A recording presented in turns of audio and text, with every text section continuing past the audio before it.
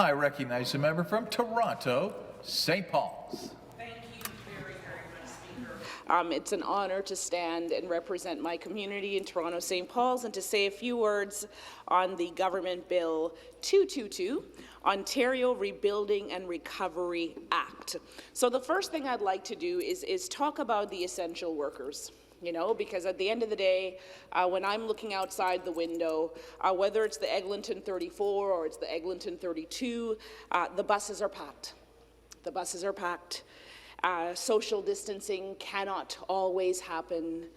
We see community members doing the best they can, trying to get around the construction, trying to get around the boards, you know, trying not to fall into the potholes or whatnot, but it's difficult. And why I want to start with the essential workers is because what we know and what we've seen from COVID-19, these essential workers, many of them have been women, you know. Many of them have been BIPOC community members. Many of them are workers who are misclassified, you know, who are working as independent contractors, but goodness knows they are pretty much employees. And as we know, when you're misclassified, that impacts your ability to get proper benefits and, quite frankly, even proper wages. Bottom line is many of our essential workers, you know, are in precarious employment as well, too. Or they're in difficult employment because of a pandemic, you know, where they're taking care of our communities, they're traveling to take care of our communities. Some of our PSWs in St. Paul's are traveling to their second or third job without that pandemic pay in the bank account, you know, but nonetheless, I guess the point I want to say is, you know, transportation, building transportation responsibly is so important because without transportation, the folks who don't have the luxury or the privilege to work from home, you know, or to start at, I don't know, 10 or 11 or whatever time in the morning or early afternoon where the buses and the subways and the streetcars may not be as packed, many people just don't have that choice. And they're getting on and they're traveling. You know, in our Yonge and Eglinton area, we have probably 19,000 or so residents just in that little quarter, in that little intersection. And, you know, when you look at development that's coming, development that's already been approved, we're looking at going up another 25,000 or so residents just in that little intersection.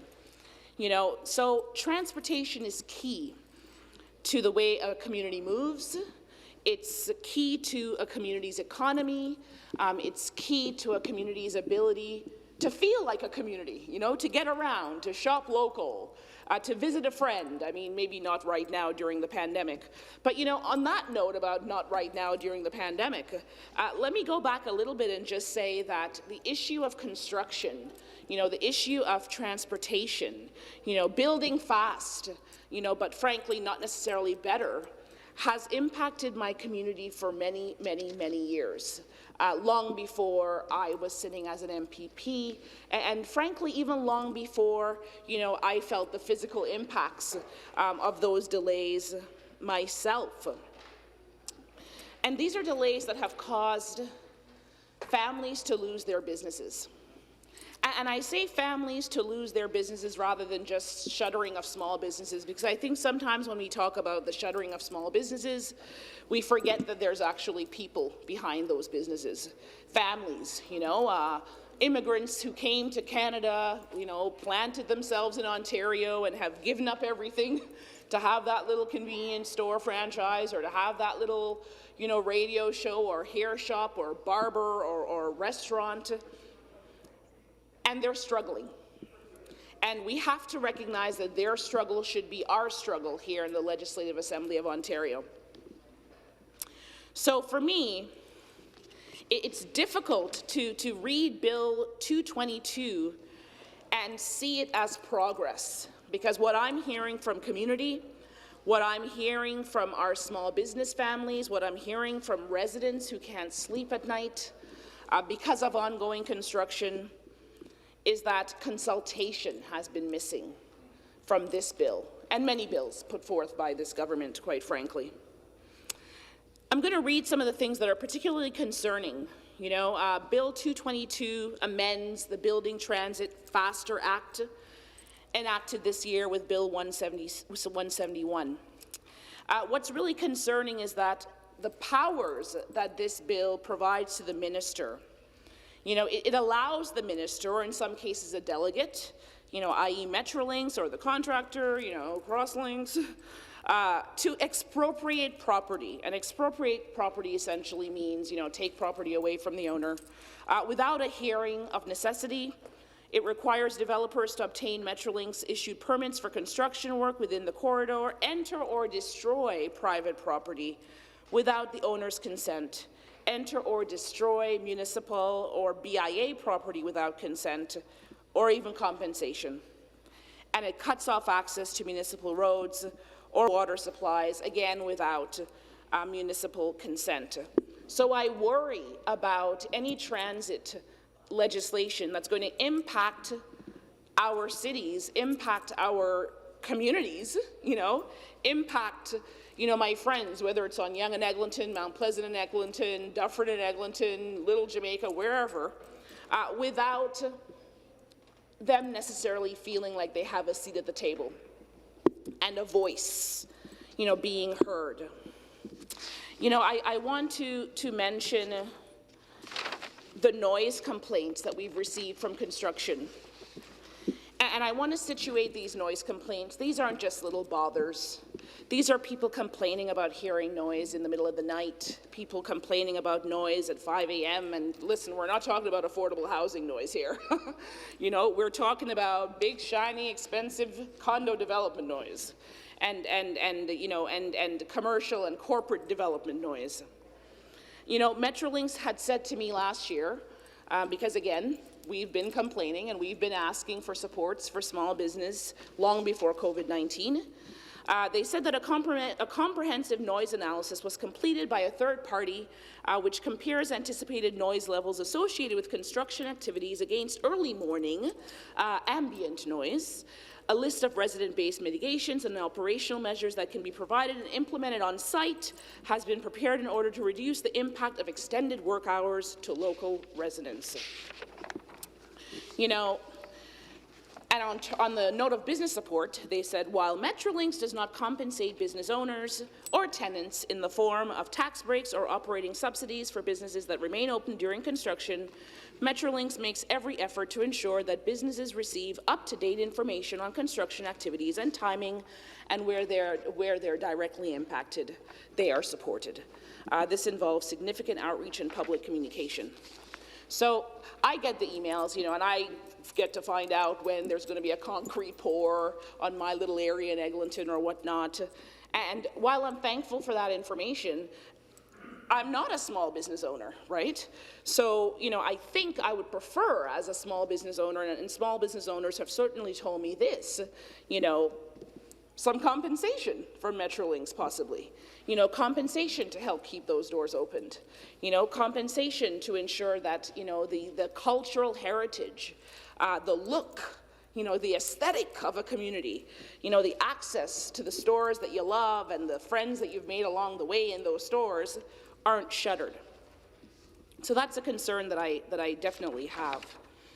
And we have to ensure that noise is listened to and that it is responded to by this government. We have to ensure that, residents, their mental health are taken care of during this time. Noise, as I said, it's not just an interference. Like it prevents people from sleeping.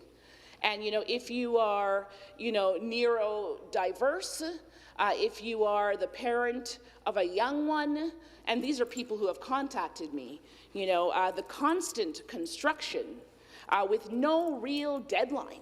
I mean, it's 2020, it's 2021, it's 2022. I mean, this project would have been done years ago. At least the Eglinton Crosstown I can speak of. If the former Premier, Mike Harris, hadn't, thrown dirt into the hole, or cement, even worse, into the hole, over at the Eglinton West. But anyhow, I digressed. As we are building responsible transportation and rebuilding and recovering Ontario, which Bill 222 does not accomplish, I also want to mention that now's not the time for us to be cutting bus lines. You know, now's not the time for us to be cutting services to the TTC, for instance. You know, I use it, many of us in here use it. You know, now's the time to invest in maintenance and repairs in our public transit so that folks can get around. You know, I've said it in the House before, but there were threats to cut 4 buses that directly impact my community. The 5 Avenue bus, the 33 Forest Hill bus, the 14 Glencairn bus, and the 142 Avenue Express. You know, and again, I want to say that these buses carry seniors, they carry students, they carry child caregivers, they carry essential workers, they carry disabled residents trying to get from point A to B. You know, and we have heard that TTC, the largest transit agency, is projecting a $700 million budget shortfall by the end of 2020. So in my opinion, you know, nowhere in this bill does it say, you know, what it's giving to community members to deal with the hassle of this delay. You know, the delay that the P3 model, you know, has also perpetuated. You know, some members on the other side have hailed the P3 model. I guess it's, you know, the second coming of Christ. It's the best thing since sliced bread. But we're hearing that it's certainly not causing delays. It's certainly not causing the shuttering of small businesses, those families that own businesses. And it's certainly not stopping the impact of gentrification in certain neighborhoods like Little Jamaica, who throughout this whole construction mess, many tenants have been pushed out, essentially. Even small businesses have been pushed out, you know, because, you know, they don't necessarily have a heritage designation, and then they're, you know, demolished for a condo, you know, or for the Oakwood LRT stop, or whatever it might be. You know, instead of actually putting funds in to help community businesses and rent relief and rent control and, you know, overhauling property taxes help, suspending property taxes for small business owners. You know, what we see is a government that has increased the salary of the Metrolink CEO, Phil Verster, by 35%. I mean, you know, I don't know the guy, to be honest. I don't know him. And I'm not suggesting by any means that he doesn't work hard, you know? But I can tell you this, those PSWs, those nurses, those custodians in our schools that have been calling for more of them, you know, those education workers, and shout out to all the child and youth workers. I'm a child and youth worker, and all the ECEs in Ontario, and certainly the ones in St. Paul's, you know, they're working hard too. And they haven't seen a 35% raise. You know, they're seeing, is it 1%? 1 if they're lucky. 1% if they're lucky, right? So we have to get our priorities in order, you know, when we're rebuilding and recovering Ontario. You know, it's funny, I did a summit. I don't remember if it was healthcare or housing. There've just been so many of them. And, you know, I said something about, we're in this together. And it was my friend from Ottawa Centre, who was a participant in that Zoom, who said, you know, Jill, we all say we're in this together, but if one person is left behind, then we're not, you know? And that's something that stuck with me, because I always used to say, we're in this together, and we are, theoretically. But realistically, the essential workers, our frontline healthcare workers, the people that are on those buses and walking those sidewalks that are boarded up, you know, the people, you know, in my little area in Little Jamaica, actually it's a big area, you know, it's all the way from what, Marley and Eglinton to Keele and Eglinton. I mean, my area sort of stops at Oakwood in terms of my riding. The joy of being able to get a culturally relevant meal, you know? The joy to be able to buy your hair products at Monica's or Sharon's, or you know, the joy to be able to get Mr. Small to tailor your pants, you know? It's difficult to get there. It's difficult to get there if you're using an assistive device. It really is. You know, I've got a bad knee. I've had many breaks. Last year on Canada Day, I literally fell and demolished my ankle, you know. I feel some pain, but I can tell you my mother feels a whole lot more, and do many of the elders and seniors who still frequent the area, you know.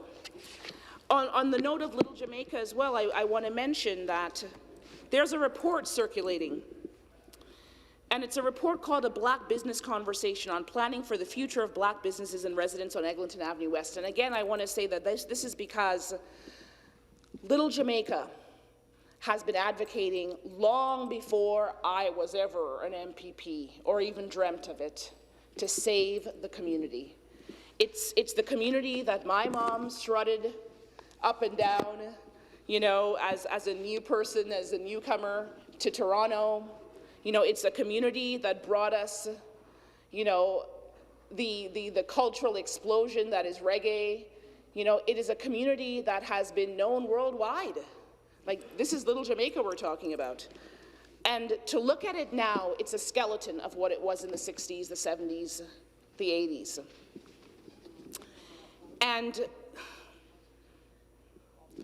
I'm here today to say that this report, A Black Business Conversation on Planning for the Future of Black Businesses and Residents on Eglinton Avenue West, created by the Black Urbanism Toronto Collective, is a report that I really hope that the government reads.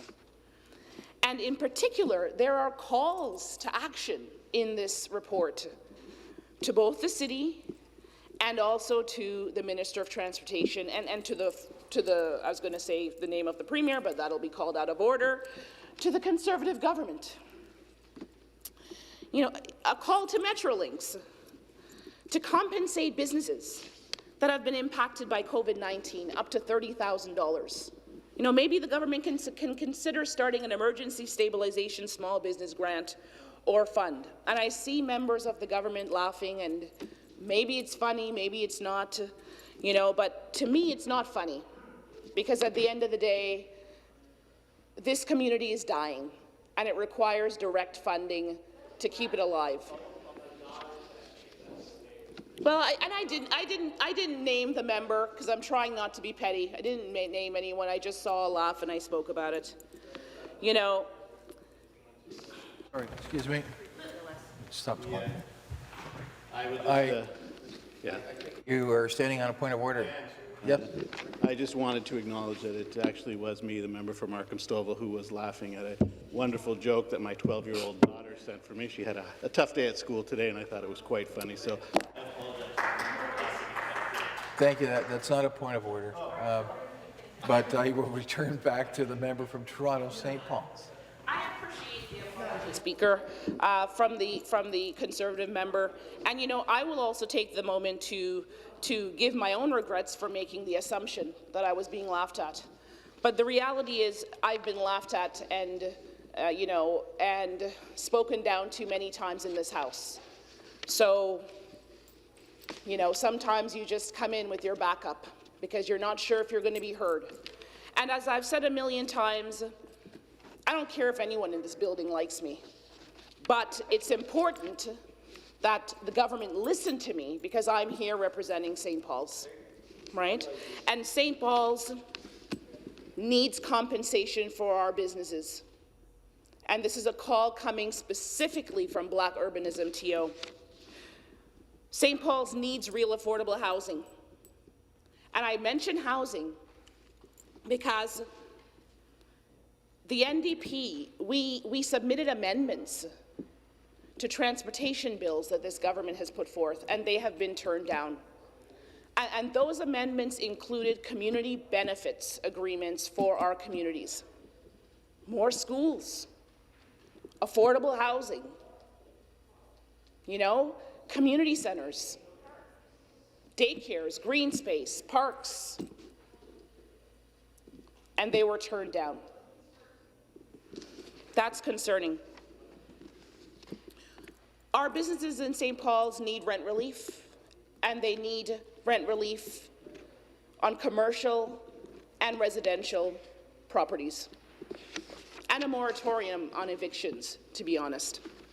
Because again, Small businesses are dying across Eglinton.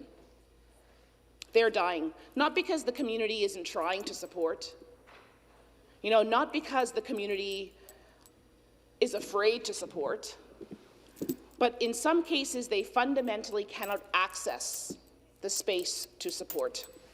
And I get it, now we're talking curbside and online. But I also want to say that for many small business owners in Little Jamaica, being online poses another financial burden that they cannot afford.